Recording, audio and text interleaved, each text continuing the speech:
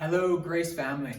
I'm sure by now you've all heard the announcement from the Northern Ireland Executive that from Monday the 29th of July, churches are allowed to reopen their doors to all sorts of gatherings.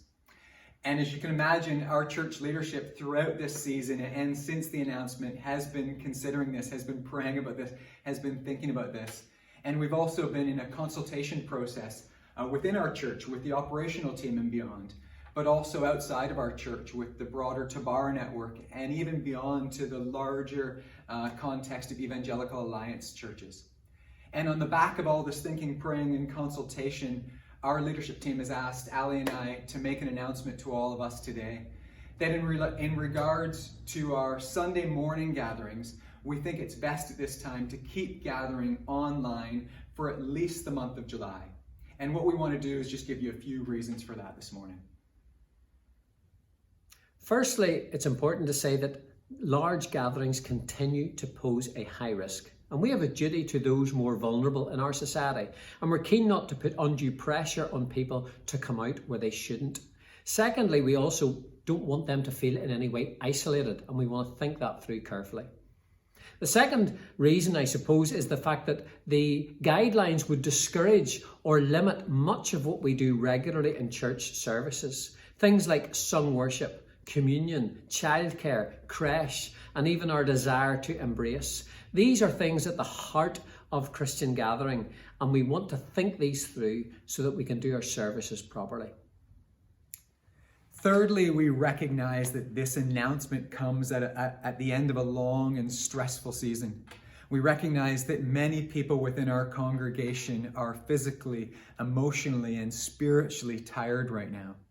And so although we want to gather again as soon as possible to encourage and comfort and strengthen and worship together, we recognize that people need rest before our volunteers ramp up with a new plan and new strategies and new logistics for this season. We recognize that this is a marathon and not a sprint, so we want to plan and we want to run accordingly. And finally, the fourth reason is this. We recognize that God has been shaking this world and God has been speaking in this season. So instead of running ahead, we want to wait and we want to listen to what He has been saying to us. So we want to encourage all of us to take the time to stop, to wait, and to listen to God, so that as we meet together and as we gather together again, we will be doing that with God's heart and God's voice ringing in our ears. So in summary, we're not planning to meet for at least the month of July in a large gathering context. And those are some of the main reasons. There are others, but those are some of the main reasons for our plans for the summer months.